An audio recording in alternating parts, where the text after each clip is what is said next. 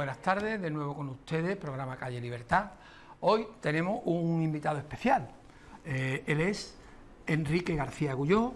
Con él podríamos hablar de muchísimas cosas, pero bueno, se me ocurre varias, como su propia trayectoria como jurista, su vinculación con el liberalismo, su participación considerable en el Ayuntamiento de Teófila, en fin.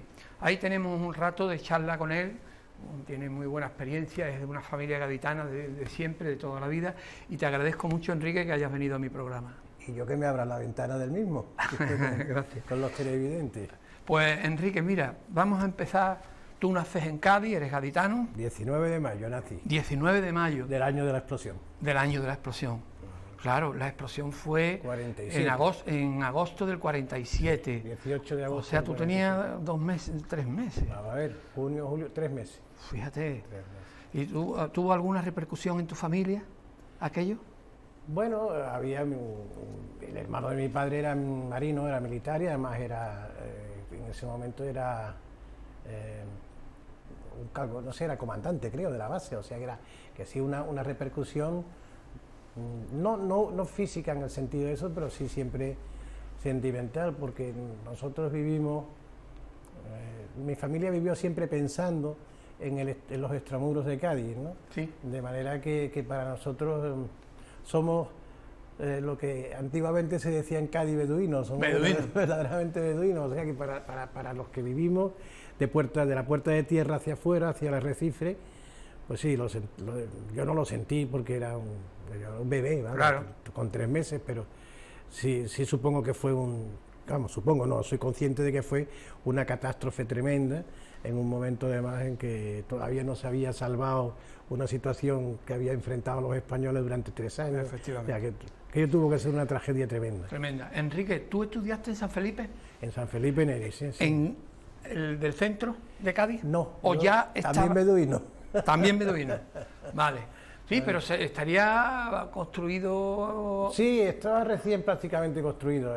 Yo recuerdo el colegio con mucho cariño porque, sobre todo, yo creo que el gran recuerdo que yo tengo de los marianistas es que desde pequeños nos trataban de usted, fíjate, a los alumnos, nosotros por supuesto a los profesores de don, y luego tenían un amor enorme por un deporte, había muchísimo campo deportivo, cantidad de deportes que ejercitar y que hacer.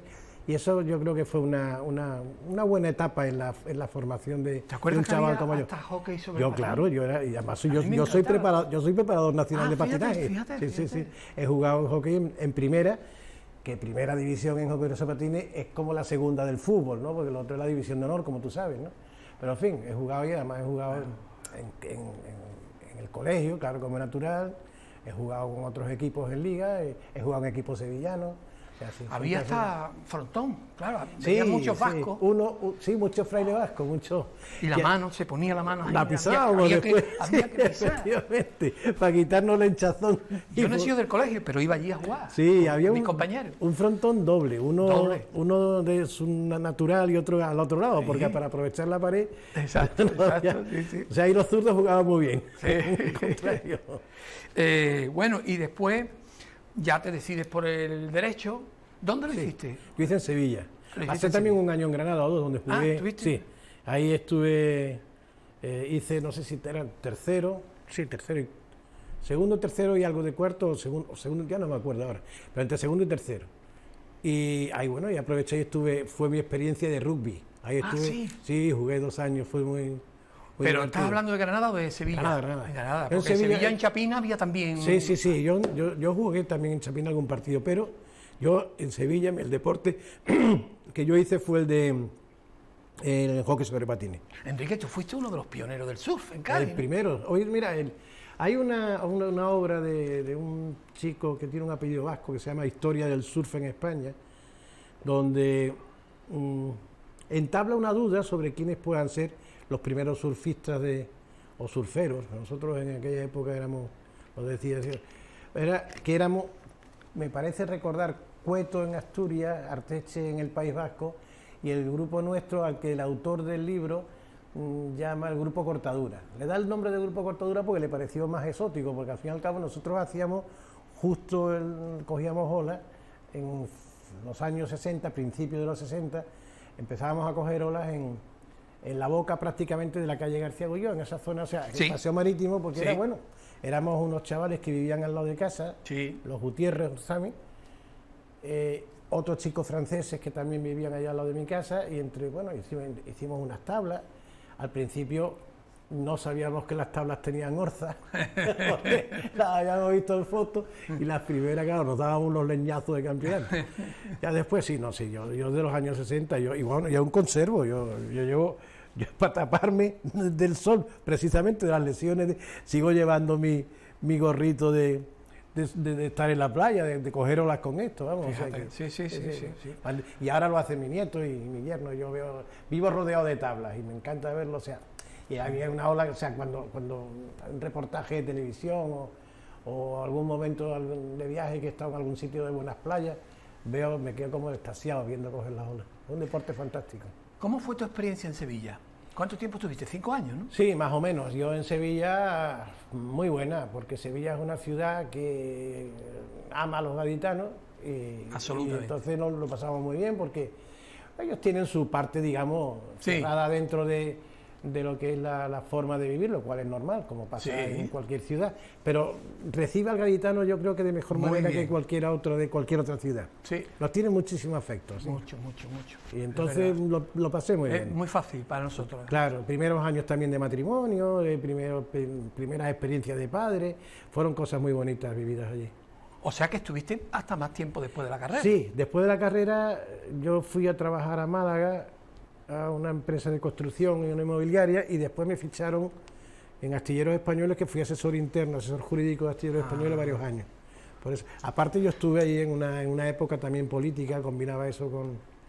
Yo era entonces delegado del gobierno en la Confederación de Guadalquivir, entonces ganaba 2.500 pesetas al mes, no te voy a creer que era delegado, era un delegado que tenía el sueldo, mientras que los ministros cobrarían, o los delegados cobrarían 300.000, o sea, era una situación, pero en fin, fue donde además empecé también la aventura liberal yo todavía guardo, fíjate, yo guardo porque no tengo más antiguas, pero todavía guardo recibos de cuotas de participación a una aventura política antes de partidos, porque era antes de la Constitución, del año 76, ese recibo que estoy ahora mismo teniendo en mente, de Libra S.A., que era una sociedad anónima de estudios, porque no podía haber partidos políticos porque la ley lo impedía, ¿no? ¿De dónde empezó? ¿Cuál era? ¿Dónde estaba? En Sevilla. Libra S.A. fue el germen después del Partido Demócrata Andaluz, que pertenecía a la Federación de Partidos Demócratas y Liberales de Joaquín Garrigues. De Joaquín Garrigues. Sí, ahí fue el germen. ¿Y cuándo te vuelves a Cádiz tú, Enrique? En el 82. Ya tiene... Sí, ya tengo 35 años. 35 años, y allí... Y ya empiezas aquí tu carrera como... Abro mi despacho ¿Abres tu despacho? De procurador y bueno, hasta hace poco que ya me jubilé y lo sigue llevando mi hija mayor. Bueno, yo creo que tú has hecho una labor extraordinaria, que además se ha proyectado mucho, reivindicando el papel de Cádiz en la Constitución del 12 y haciéndolo con mucha inteligencia, porque digamos que haciendo alrededor del 19 unos actos de importancia, pues con eso salían, vamos, yo recuerdo aquí a Pedro Esbar, a Carlos Rodríguez Brown, a Federico Jiménez Lozano, bueno, una cantidad de gente. Sí, es un elenco. Somos amigos comunes, seguro, de Carlos Rodríguez Brown, yo lo soy, y de Pedro Esbar, y bueno, yo... Son grandes santones del liberalismo. Exactamente. ¿Cómo se te ocurre aquello? Porque yo creo que parte de ti, ¿no? ¿O sois un grupo los que habláis? Bueno, hay un grupo, o sea, realmente existía una asociación en Cádiz que se llamaba Club 1812, y en ella nos fijamos unos cuantos liberales que coincidimos aquí con 3 orígenes distintos. Y el mío sí era propiamente gaditano, Rafael O'Donnell venía de Málaga, pero estaba aquí destinado en una empresa telefónica, y Aurelio García de Sola venía de Madrid, pero también de ascendencia gaditana, como su nombre y su apellido Sí. indica, y Carlos Roca, un abogado de San Fernando, fatalmente ya no le tenemos entre nosotros, que pertenecía o venía del Partido Demócrata Popular, que era el de Camuñas, dentro de del Camuñas, partido de Ignacio Ignacio Camuñas. Camuñas. Y yo venía del partido de Garrigues, de la Federación Sí. de Partidos Demócratas y Liberales, y entonces hablamos con los responsables de aquel club, que era un club abierto de cultura, Estamos hablando, Enrique, de... en 80, 80. 82. Y entonces cuando nace el club ya empezó, le dijimos, bueno, vamos a hacerlo, nace la red de clubes liberales de España, y le decimos, bueno, sería conveniente que al nombre de Club 1812 se le añadiera la situación de Club Liberal 1812. Y así nacimos. De hecho, hoy tenemos ya 2 hijos y pico. Digo porque tenemos... El de Málaga, ¿no? El Club Liberal de Málaga, que preside Rafael O'Donnell, precisamente. Sí. Y el Club Liberal de Canarias, que preside Lorenzo Soriano. Y bueno, hay otro en Madrid también. Sí. Y luego tenemos una relación muy estrecha con la sociedad del sitio de Bilbao. En Sevilla hay muchos grupos muy minoritarios, pero todos muy diseminados, y no hay un proyecto común de club liberal. Hay muchos amigos liberales, Sí. hay mucha actividad. Bueno, eso es uno de los grandes pecados Sí. del liberalismo. Exacto. O sea, es que realmente, Claro. como nosotros defendemos que el individuo está por encima de cualquier cosa, pues, Exactamente. entonces, claro, hay tantos clubes liberales como individuos liberales somos. Efectivamente. Ya, y se dice que no le den nunca un micrófono a un liberal, porque no acaba, Claro, no lo suelta. es así.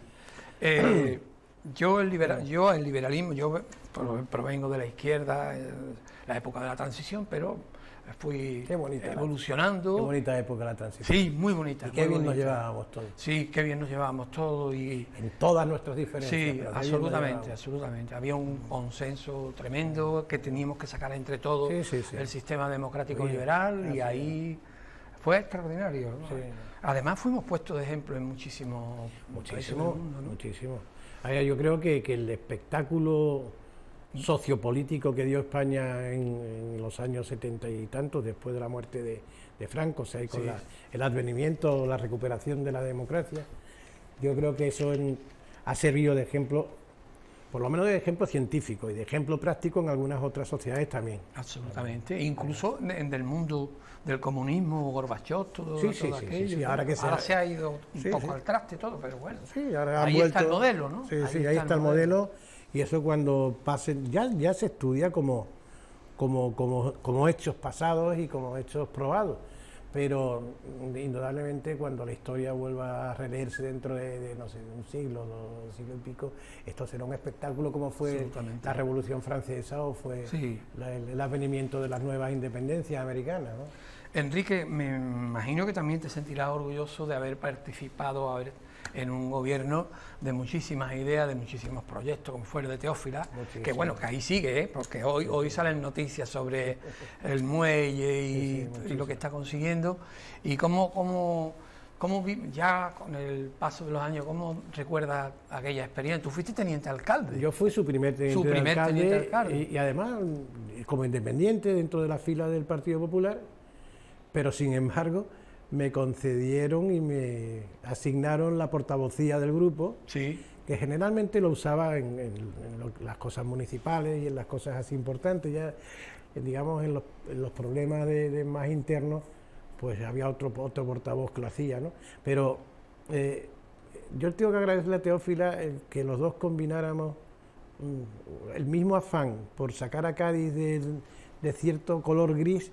Sí. Y darle una pátina de multicolor. Sí. Y que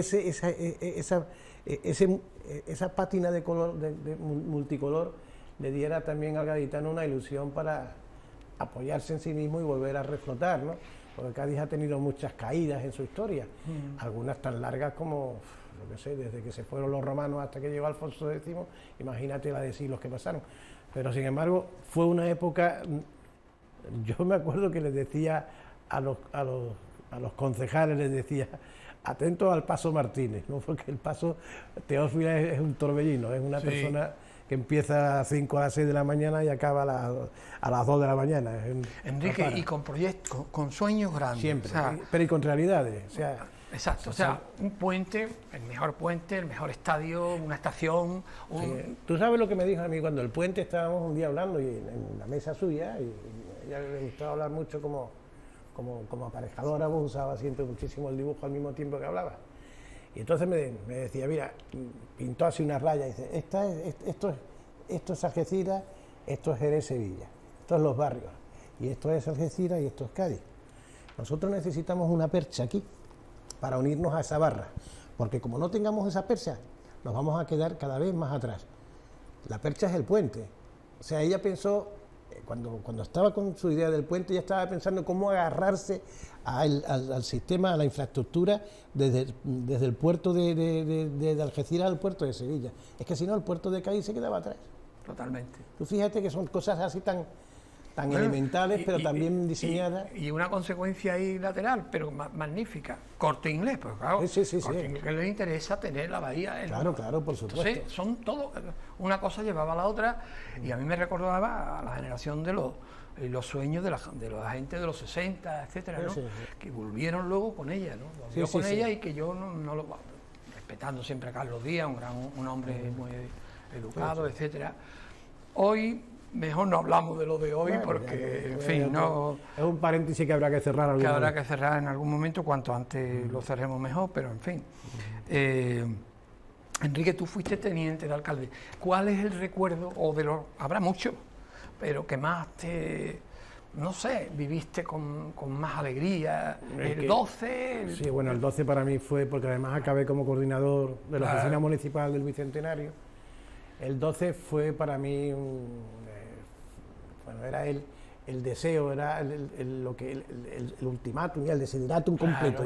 Cádiz llegaba a lo que tenía que ser, convertirse en una capital no solamente de España, sino de toda Iberoamérica en ese momento, volver a recrear aquella época. Hay que tener en cuenta que cuando se celebra el 19 de marzo de 2012 en Cádiz, todavía no nos damos cuenta, pero yo creo que es la única ciudad española, que no es la capital del reino, que no es Madrid, que tuvo aquí el mismo día absolutamente todos los poderes públicos, la corona, el gobierno, los altos tribunales, los altos mandos militares, los embajadores, absolutamente, porque tú puedes tener una semana, que te digo yo, una semana naval en Barcelona o el día de no sé cuánto en Santander, pero es que en Cádiz estuvieron absolutamente todos.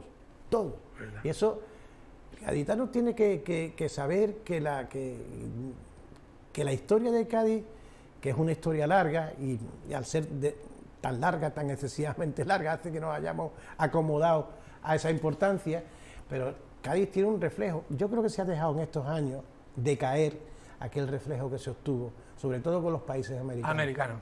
Sí, es verdad. A pesar de los pesares, yo vengo de Sevilla, yo ahora vivo en Sevilla circunstancialmente, y vengo toda la semana y veo una cantidad de turismo, me parece extraordinario, ¿no? Lo que veo cada día. Quiero decir que a pesar de los gobiernos y de la política y de todo eso, veo más prosperidad, veo más... ¿Cómo lo ves tú, que vives aquí? Yo viví el germen de ese cambio, lo viví porque yo me acuerdo, cada vez que llegaban los barcos me decía, tío, ¿qué hacemos? Y digo, bueno, pues vamos a ir a visitar, cada vez que llega un crucero nuevo, vamos a visitar al capitán del barco y le llevamos una metopa y le saludamos en nombre de la ciudad y le deseamos que vuelva otra vez a la ciudad y que le diga a su armador que piense en Cádiz. Y yo me decía, pues tú que hablas inglés y tú pues te vas conmigo. Y yo me iba, ¿no? Y soltaba mis discursitos en inglés. La mayor parte de los comandantes, de los capitanes de los barcos eran italianos, pero era todo muy fácil.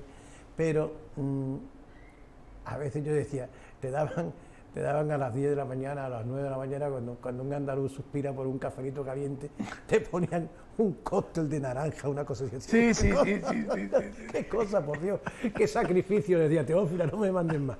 Pero así, y claro, le abrimos la ciudad, y abrimos la catedral, que estaba cerrada durante años, Sí, y conseguimos por el ayuntamiento abrirlo. Por supuesto, del ayuntamiento, Y fue el dinamizador de todo eso. Dedicarlo al turismo, y hoy día, mira, se está recogiendo la cosecha, ¿no? Totalmente. Sí, sí. Y o sea, labramos los campos, sí, sí, echamos sí, la semilla, abonamos, regamos, y ahora se está secando. Claro, claro.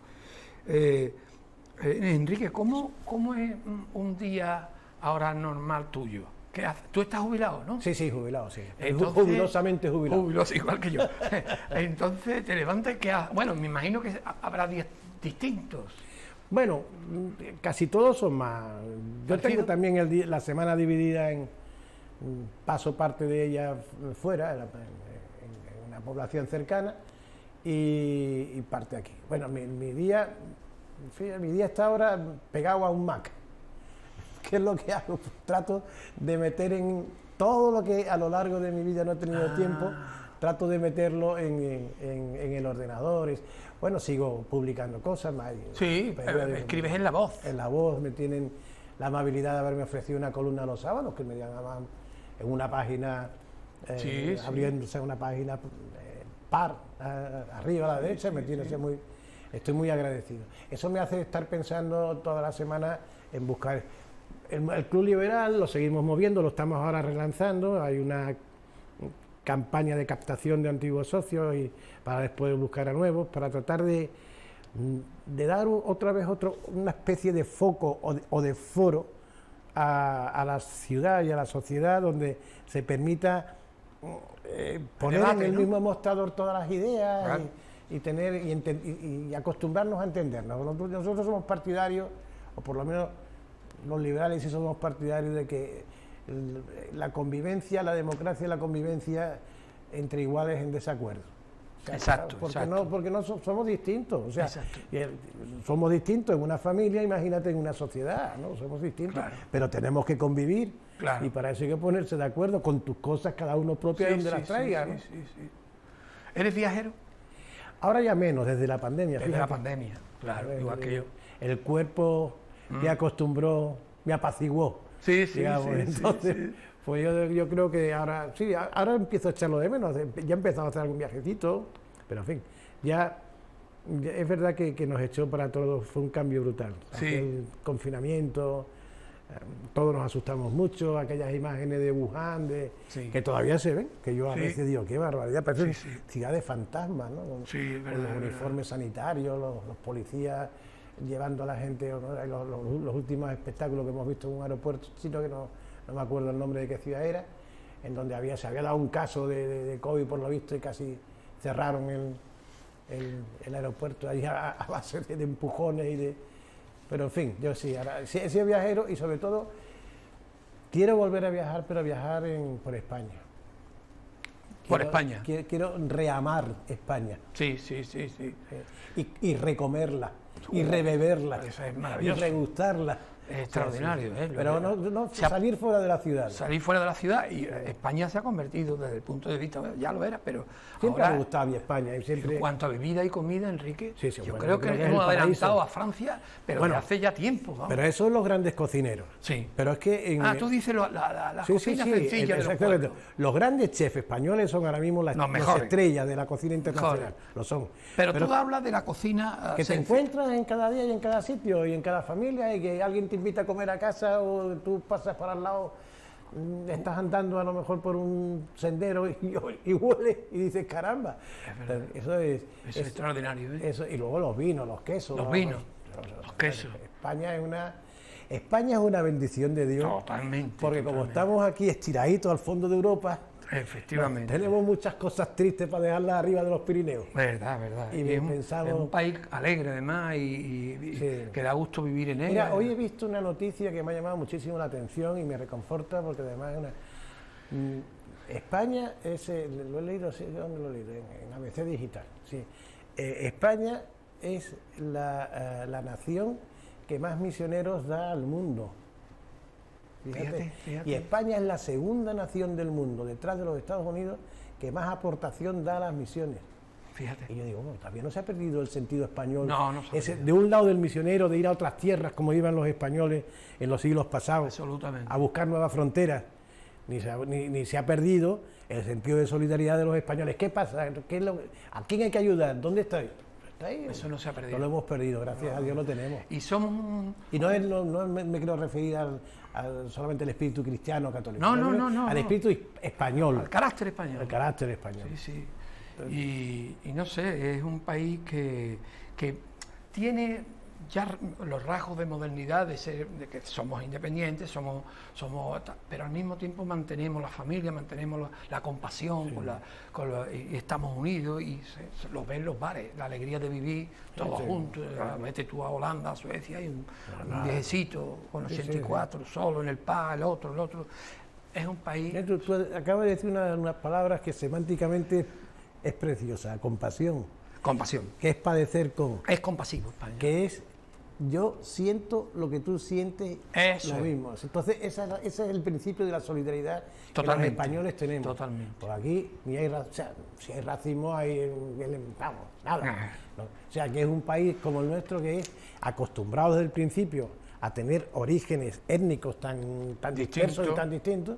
Pues ¿cómo vamos a ser nosotros? Somos Totalmente. solidarios. Enrique, y si no se pueden implicar, acompañan. Que esto es Exactamente. importante. Calladito, acompañar. Sí. Es que me están diciendo, yo no paramos, pero desde hace un rato que tenemos que terminar. Bueno, pues terminamos ya.